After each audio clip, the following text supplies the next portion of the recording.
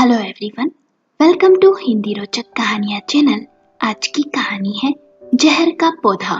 अगर आपको कहानी पसंद आए तो वीडियो को लाइक करें, शेयर करें और चैनल को सब्सक्राइब करें। आज पूरे 5 साल के बाद नेहा के लिए अच्छा रिश्ता आया था। सब बड़े ही खुश थे। ये रिश्ता नेहा की चाची लेकर आई थी। लड़का बड़ी कंपनी में इंजीनियर था और ऊपर से फॉरेन रिटर्न भी। रईस घर से था। नेहा और लड़के की उम्र में सिर्फ 1 साल का अंतर था और तो और रिश्ता लड़के वालों की तरफ से आया था। उन्होंने नेहा को एक शादी में देखा था, इस कारण मना करने की गुंजाइश ही नहीं थी। सबसे बड़ी बात तो यह थी, जिस वजह से नेहा की शादी नहीं हो पा रही थी, वह समस्या 5 साल से उसमें अब दिखाई भी नहीं दे रही थी। हर माता पिता की तरह नेहा के माता पिता का भी सपना था कि बेटी को वे धूमधाम से विदा कर ससुराल भेजें। फिर भी उसकी शादी नहीं हो पा रही थी। 2 बड़े भाइयों की इकलौती बहन, अच्छा खासा घर, सीधी सरल स्वभाव की खूबसूरत लड़की नेहा के लिए रिश्तों की कमी नहीं थी। पर समस्या तब आती जब कहीं उसके रिश्ते की बात चलती थी और बात पक्की होने लगती। जैसे ही रिश्ता पक्का होने की बात होती, उसे अचानक से दौरा सा पड़ जाता। उसकी हालत अजीब सी हो जाती। हाथ पैर ठंडे पड़ जाते, शरीर कांपने लगता। फटी सी आंखों से बस देखती रहती और जबान लड़खड़ाने लगती। सब पूछने की कोशिश करके हार जाते थे कि नेहा कुछ तो बोल, तेरी ऐसी हालत क्यों हो जाती है? आखिर क्या समस्या है? तू कुछ तो बता तो सही। पर नेहा की जबान पर तो मानो ताला लग जाता। कभी कभी वो नींद में चीखने भी लगती, नहीं नहीं, मुझे बचा लो, मैं मर जाऊंगी, नहीं करनी मुझे शादी। और फिर नेहा की हालत को देखकर उसके परिवार वालों द्वारा लड़के वालों को मना कर दिया जाता। शुरू शुरू में नेहा की ये दौरा पड़ने वाली बात को घर वालों ने छिपाया। इस कारण रिश्ते आते रहे। पर ये बात धीरे धीरे रिश्तेदारों और फिर समाज वालों को भी पता चल गई। लोगों में तरह तरह की बातें होने लगी। कोई नेहा से हमदर्दी दिखाने के साथ उसे बाबाओं और तांत्रिकों के पास ले जाने की सलाह देता, तो कोई डॉक्टरों को दिखाने की बात करता। एक दिन नेहा की भौजी ने उसकी मम्मी से कहा, भाभी, मुझे तो दाल में कुछ काला लगता है। आप चाहे माने या ना माने, मुझे तो लग रहा है कि लड़की कहीं दिल लगा बैठी है और शर्म के मारे सबके सामने मुंह नहीं खोल पा रही है। नहीं तो ऐसा क्या हो गया कि इतने अच्छे घरों के रिश्ते ठुकरा रही है? नेहा की मम्मी ने कहा, अरे यह जहाँ कहेगी हम इसका रिश्ता तय कर देंगे, कम से कम यह आए दिन की परेशानी से तो बचे। वहीं बेटी चाची ने भी कहा, हाँ लगता तो मुझे भी कुछ ऐसा ही है, लेकिन उस समय उसकी हालत देखी नहीं जाती। रिश्ते का क्या है, कहीं ना कहीं तो हो ही जाएगा। इकलौती भतीजी है मेरी, कुछ तो रास्ता खोजना ही पड़ेगा। फिर जब बुआ ने एक दिन बातों बातों में बड़े लाड़ के साथ नेहा की मन की बात जानना चाही, तो वो हैरान रह गई। बहुत देर बाद संभल कर बोली, भौजी, आपने ऐसा सोचा भी कैसे? क्या आपको मैं ऐसी लगती हूँ कि मैं इतना बड़ा कदम उठा सकूं? भौजी ने कहा, नहीं नेहू बेटा, प्यार करना कोई गुनाह या अपराध तो नहीं है। हम सब तो बस तेरे मन की बात जानकर तेरी मदद करना चाहते हैं और तेरा घर बसाना चाहते हैं। नेहा ने कहा, क्या कहूँ भौजी, मैं तो खुद हैरान ही हूँ कि रिश्ते की बात चल जाने के बाद मुझे क्या हो जाता है। बस यह समझ लीजिए कि मुझे शादी के नाम से नफरत है। मैं सारी जिंदगी शादी नहीं करूंगी। नेहा सर झुका ये सब कहती रही और फिर सच में वह 21 से 25 साल की हो गई। उसने शादी के लिए अब तक हाँ नहीं कहा। कई बार नेहा को शादी की अहमियत का एहसास होता था कि जब माता पिता नहीं रहेंगे, भाई शादी के बाद अपने परिवार में व्यस्त हो जाएंगे, तो उसे कौन सहारा देगा, कौन उसका ध्यान रखेगा? उसे भी शादी करके घर बसा लेना चाहिए। उसकी सभी सहेलियों की शादी हो चुकी थी और कितनों के तो बच्चे भी हो गए थे। अब इतने लंबे समय के बाद उसके लिए इतना अच्छा रिश्ता आया था। सबको यही उम्मीद थी कि अब इतना समय गुजर जाने के बाद वह समझदार हो गई होगी और सोच समझकर फैसला लेगी। पर नेहा ने फिर शादी के लिए मना कर दिया था। वो इसी उधेड़बुन में लगी रही और आखिर में उसे यही लगा इस शादी का रिश्ता संभालने में वह असफल रहेगी। उस रात वह सबके सो जाने के बाद जी भर कर रोई। इन सब में उसका दोष बस इतना ही था कि नेहा को लगता था कि वह किसी की जिंदगी का हिस्सा बनकर उसे कोई खुशी देने के लायक नहीं। रात भर कई विचार उसके दिमाग में आते जाते रहे। सुबह उसे फिर दौरा पड़ गया था। माँ ने नेहा के बालों में नारियल के तेल से मालिश की थी, उसे गर्म दूध दिया। दोनों भाई बार बार उसे आकर देख जाते थे। पिता उसके पास में ही सिर झुकाए बैठे सोच रहे थे कि आखिर क्या दुख है मेरी बेटी को।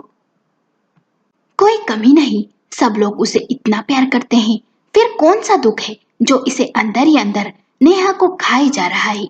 पर नेहा के होठों पर आई उस फीकी सी मुस्कान का राज कोई नहीं समझ सका, जिसने उसके अस्तित्व के ही टुकड़े टुकड़े कर दिए थे। नेहा ने बहुत कोशिश की थी खुद को समझाने की, अकेली जिंदगी के कड़वे सच का आईना स्वयं को दिखाने की, लेकिन हर बार उसे मायूसी हाथ लगी थी। बिस्तर पर लेटी आंखें बंद किए वह अतीत में गुम हो गई थी। एक दिन वो रसोई में थी, तब मनीष की आवाज पर ध्यान गया। मनीष ने गुस्से में पहले गमले को ठोकर मारी, फिर अंदर आकर माँ से कहा, मम्मी आप पापा को समझा दीजिए, उन्हें कुछ तो सोचना चाहिए कि वे कहाँ और किसके सामने बोल रहे हैं। हमें कहीं भी डांटना गाली देना शुरू कर देते हैं।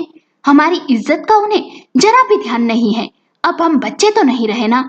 माँ रसोई से निकली और मनीष की ओर प्रश्नवाचक निगाहों से देखा तो मनीष ने मन की भड़ास निकाल दी। 27 साल का मनीष मम्मी से अपने पिता के व्यवहार की शिकायत कर रहा था और मम्मी मौके की नजाकत को समझकर मनीष को समझा रही थी।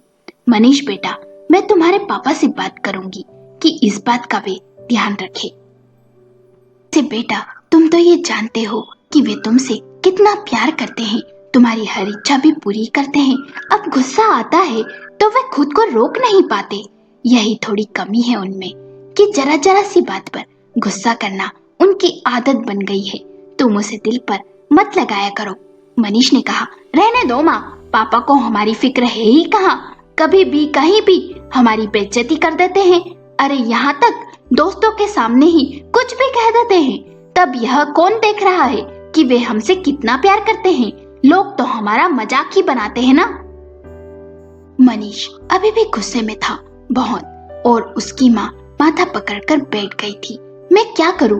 तुम लोग मुझे सुनाकर चले जाते हो, पर मैं किससे कहूं ये सब? अब तुम क्या जानो, अगर तुम्हारे पिता के पास कड़वे बोल ना होते तो दुख किस बात का था। उनकी जबान ने ही मेरे दिल पर जो घाव लगा रखे हैं वे अभी तक भरे नहीं, और तुम लोग उसका निशाना बनाने लगे हो मुझे। मैं तो पराई थी, उनका साथ निभाना था, सो सब झेल गई। पर तुम तो हमारे बुढ़ापे की लाठी हो।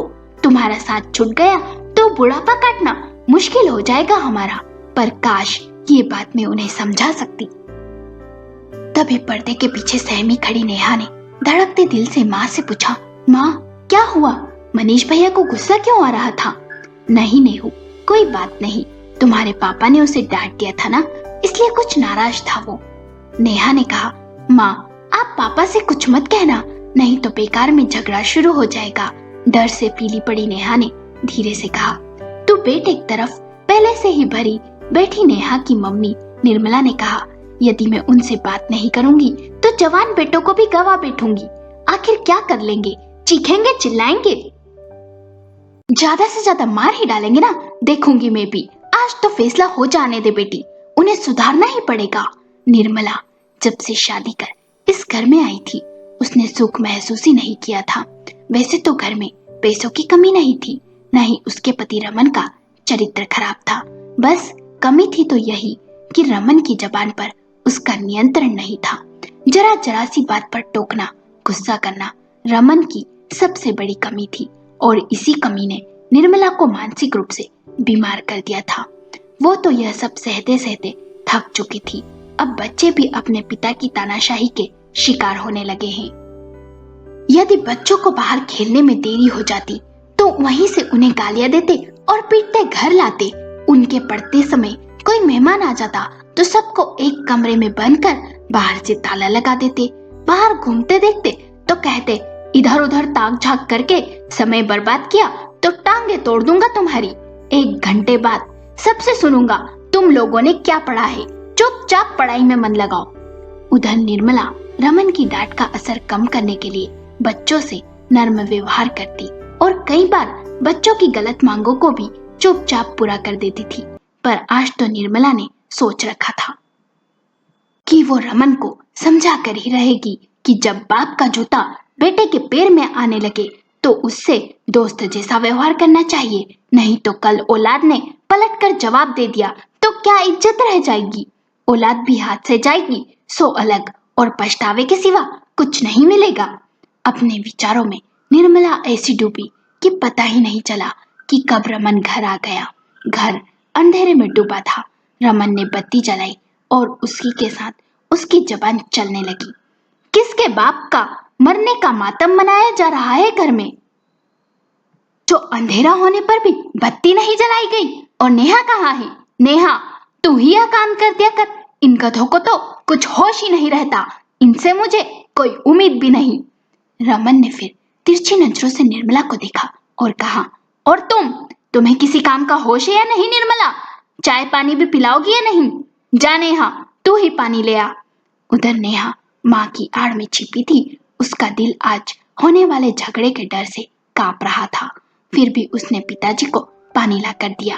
पानी पीने के बाद रमन ने नेहा से पूछा, और इन रानी साहिबा को क्या हुआ जो इस तरह मुंह फुलाए बैठी है?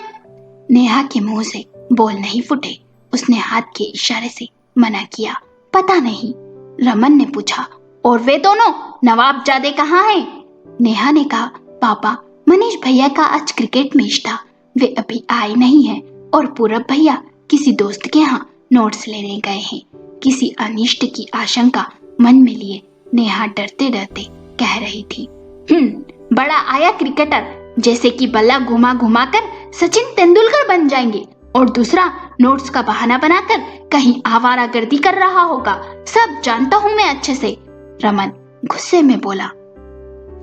बस रमन के इसी अंदाज पर निर्मला कुड़कर रह जाती थी। निर्मला की आत्मा तब और छलनी हो जाती जब बच्चे पिता की इस जाति का दोष भी उसके सर पर मढ़ देते कि माँ, अगर आपने शुरू से पापा को टोका होता या उनका विरोध किया होता तो आज ये नौबत नहीं आती। मगर निर्मला बच्चों को कैसे समझाती? यहाँ तो पति के विरोध में बोलने का मतलब होता उल्टा कहलाना। निर्मला तब उस इंसान की पत्नी बनकर आई थी जब पुरुष अपनी पत्नियों को किसी काबिल नहीं समझते थे। घर में पत्नियों की कोई अहमियत नहीं होती थी, ना ही बच्चों के सामने उनकी इज्जत की जाती थी। नहीं तो निर्मला यह कहा चाहती कि पिता पुत्र का सामना लड़ाई झगड़े के सिलसिले में हो। इसलिए निर्मला ने खुद बहुत संयम से काम लेकर पिता पुत्र के बीच एक सेतु बनाने की कोशिश की थी। निर्मला ने तो जैसे तैसे अपना समय निकाल दिया था, पर नया खून बगावत का रास्ता अपनाने को मचल रहा था।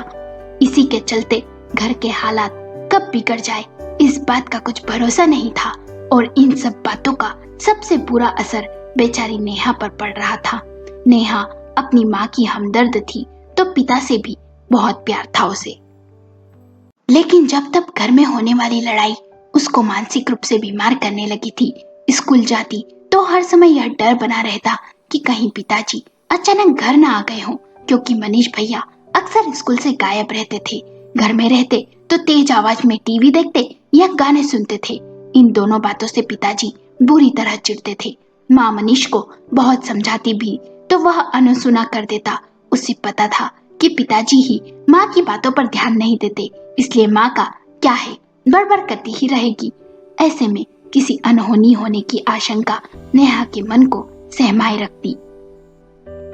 स्कूल से घर आते ही उसका पहला सवाल ये होता, माँ, पापा आ गए क्या? मनीष भैया स्कूल गए थे या नहीं? पापा ने पूरब भाई को खेलते तो नहीं पकड़ा? दोनों भाइयों में झगड़ा तो नहीं हुआ? निर्मला नेहा को परेशान देखती तो कह देती, तू क्यों हर समय इन्हीं चिंताओं में घुली जाती है नेहा? अरे घर है, लड़ाई झगड़े तो होंगे ही, तुझे तो बहुत शांत होना चाहिए। पता नहीं आगे तुझे कैसा ससुराल मिले।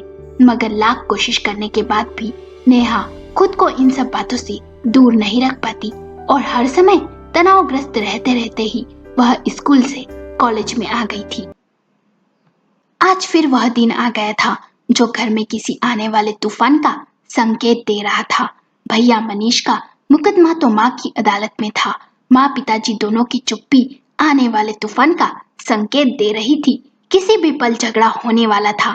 इसलिए नेहा फिर पिताजी से बोली, पापा आप हाथ मुंह धो लीजिए, मैं चाय बना कर लाती हूँ। रसोई में जाकर नेहा का मन उलझा ही रहा। पापा ऑफिस से थके हारे आते हैं, ये बातें तो बाद में भी हो सकती है। दोनों भाई भी अब बड़े हैं, उन्हें भी अपनी जिम्मेदारियां समझनी चाहिए। समय से घर आना और पढ़ना चाहिए, पर दोनों कुछ ध्यान ही नहीं रखते। नेहा हमेशा अपने पिता का पक्ष लेती और इसके पीछे छिपा कारण यह था कि वह माँ को पिताजी के गुस्से से बचाना चाहती थी। लेकिन निर्मला को इस बात से शिकायत होती कि नेहा सब कुछ जानते हुए भी पिता का ही पक्ष लेती है। नेहा चाय लेकर कमरे में गई और रमन ने नेहा से पूछा, तुम्हारी माँ को क्या हुआ? नेहा ने अनजान बनकर पूछा, कुछ नहीं। क्यों पिताजी, आपसे कुछ कहा क्या? रमन ने कहा, नहीं कहा तो नहीं कुछ, पर लग रहा है कुछ तो गड़बड़ है। जाओ अपनी माँ को बुला कर लाओ। पिताजी ने आदेश दिया तो नेहा का दिल अनजानी आशंका से धड़क उठा। दरवाजे पर खड़ी माँ गुस्से से भरे चेहरे से नेहा को देखकर बोली, नेहा तू रसोई में जा और खाने की तैयारी कर। जी कहकर नेहा कमरे से बाहर निकल गई, पर उसके पैर कांपने लगे थे, दिल धड़कने लगा था। हमेशा यही होता था, जब घर में कलह होता तो उसे रसोई में जाने का आदेश मिल जाता था। फिर वह पल आ गया जिससे उसका मन हमेशा डरता था। निर्मला रमन से कह रही थी, सुनिए, आज मैं आपसे ऐसी बात कहने वाली हूँ जिसमें आपकी, बच्चों की और इस घर की भलाई है। यह समझ लीजिए कि घर के इस माहौल ने नेहा की जिंदगी पर गहरा असर डाला है।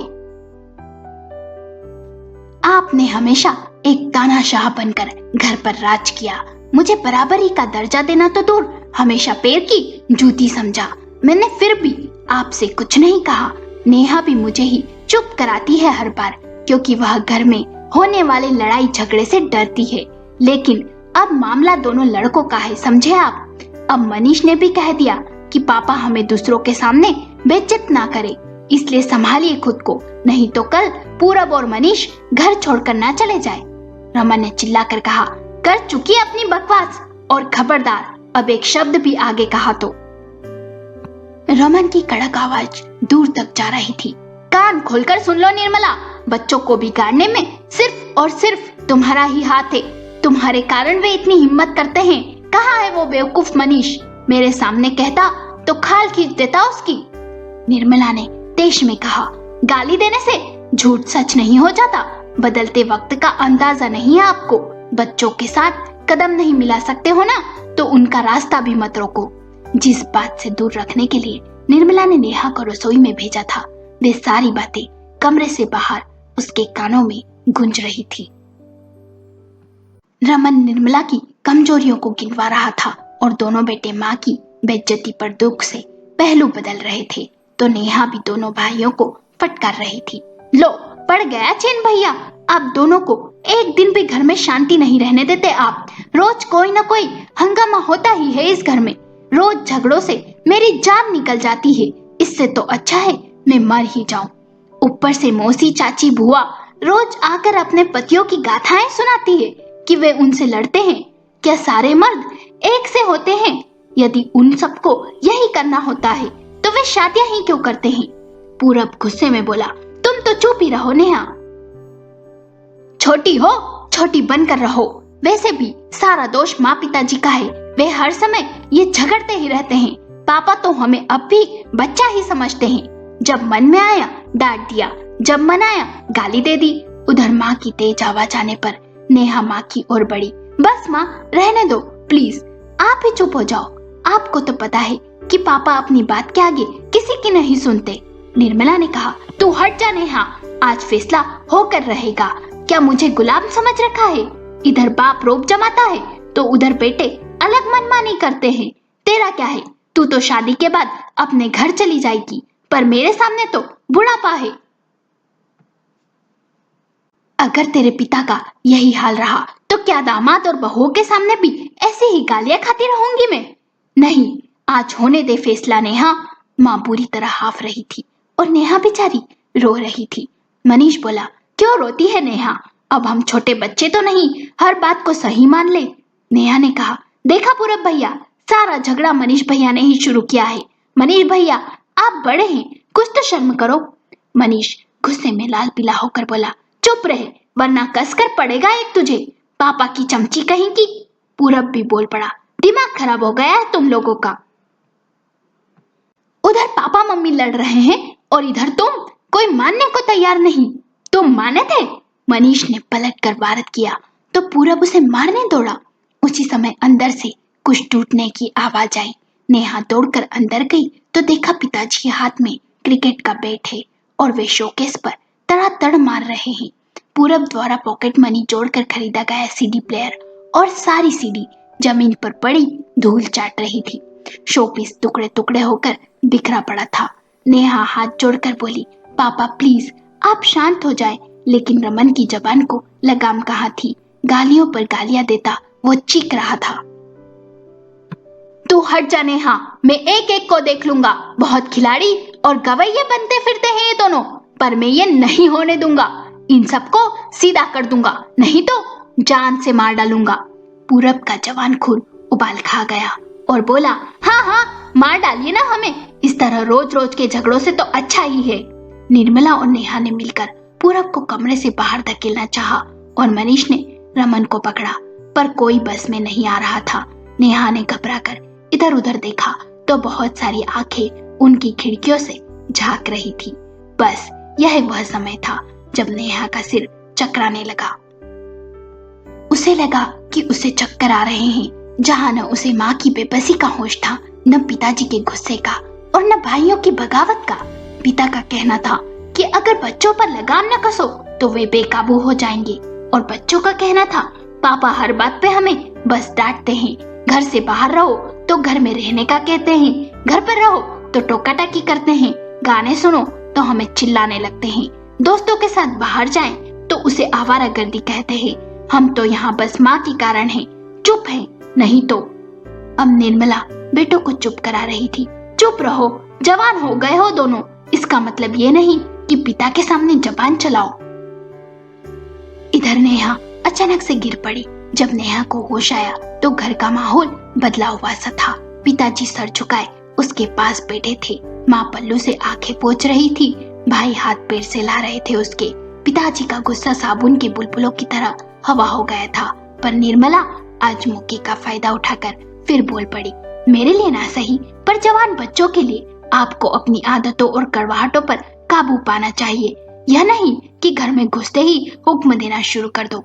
मनीष ने निर्मला को चुप कराया। माँ बस भी करो, आप देख नहीं रही नेहा की हालत। रमन नेहा की हालत देख खामोश और शर्मिंदा था तो माँ बेटों की तकरार अब भी चालू थी। सब एक दूसरे को दोष दे रहे थे। सब मिलकर नेहा को एहसास दिलाना चाह रहे थे कि कोई किसी का दुश्मन नहीं, पर हाँ झगड़े तो होते ही रहते हैं। देखो तुम्हें तकलीफ हुई तो सब तुम्हारी चिंता करने लगे। माँ ने नेहा के बाल सहलाए और बोली, सब लड़ झगड़ कर एक हो जाते हैं नेहू, पर तुम बेकार में उसे दिल में रख लेती हो। नेहा रोते हुए बोली, माँ चाहे आपको अच्छा लगे या बुरा, सच यह है कि गलती आपकी भी है। आपको हमेशा यही लगता है कि पापा ने कभी भी आपकी कद्र नहीं की, लेकिन मैं जानती हूँ पापा के मन में आपके लिए क्या है। जब आप घर पर नहीं होती तो वे आपको पूछते हैं, आपकी बहुत सी बातों की तारीफ निगाहों से करते हैं, पर कहना नहीं आता उन्हें, ये बात अलग है। लेकिन उनकी तकलीफ भरी बातों के कारण आपका ध्यान उनकी इन बातों पर कभी नहीं जाता। इसी कारण पापा पर गुस्सा आने पर आप हमारे सामने पापा की कमजोरियां गिनवाती हैं और फिर हम उनको आपकी पीठ पीछे बुरा भला कहते हैं। नेहा बोल रही थी और निर्मला चुपचाप बातें सुन रही थी। रमन भी नेहा की हालत से परेशान था। हमेशा ही गुस्सा ठंडा होने पर वह एकदम बदल जाता। उसे निर्मला और बच्चों पर प्यार उमड़ा था। आज भी यही हुआ। वो उठा और टूटा हुआ शोपीस सीडी प्लेयर उठाकर गाड़ी में रखने लगा। नेहा खामोशी से लेटी देख रही थी कि अब पापा बाजार जाकर सब नया सामान लेकर आएंगे। आइसक्रीम, नमकीन लाएंगे, माँ के लिए नई साड़ी, भाइयों को पॉकेट मनी ज्यादा देंगे और प्यार से समझाएंगे कि बेटा अभी तुम लोगों को ध्यान पढ़ने में लगाना चाहिए। मैं तो चाहता हूँ कि तुम लोग खुश रहो। पिताजी खुश होंगे तो सबके साथ बैठ बातें करेंगे, माँ भी खुश रहेगी बस। पर फिर 2 दिन बाद जरा सी कोई बात होगी तो फिर हंगामा शुरू हो जाएगा घर में। नेहा का तो कॉलेज जाना भी बंद हो चुका था। यूं कहें कि वहां जाने पर भी हमेशा की तरह दिल उसका धड़कता था कि कहीं फिर दोनों भाइयों में माँ बाप में झगड़ा ना हो गया हो, या फिर कहीं मौसी और बुआजी अपने अपने पतियों से झगड़ कर ना आ गई हो घर।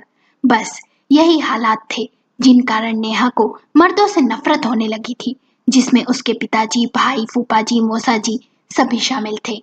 सारे मर्द उसे जल्लाद ही लगते थे, जो सिर्फ औरतों पर अपना हक जताकर उन्हें नीचा दिखाना चाहते थे।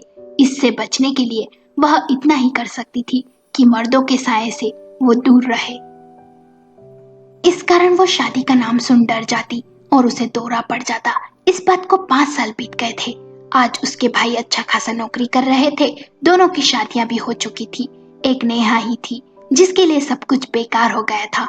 अब यह रिश्ता फिर से हाथ आया था और नेहा ने फिर इनकार कर दिया था। इस बार भी रमन को गुस्सा तो बहुत आया, फिर भी खुद पर काबू पाकर वो नेहा को समझाने कमरे में गया। अतीत में खोई नेहा वर्तमान में आ गई। रमन ने कहा, यह क्या नादानी है बेटी, तुम्हारी इतनी उम्र होने पर भी यह रिश्ता आया है। अब कहीं ना कहीं तो समझौता करना ही पड़ेगा ना हमें। खुशियां दरवाजे पर खड़ी है, फिर तुम्हें क्या परेशानी है बेटी?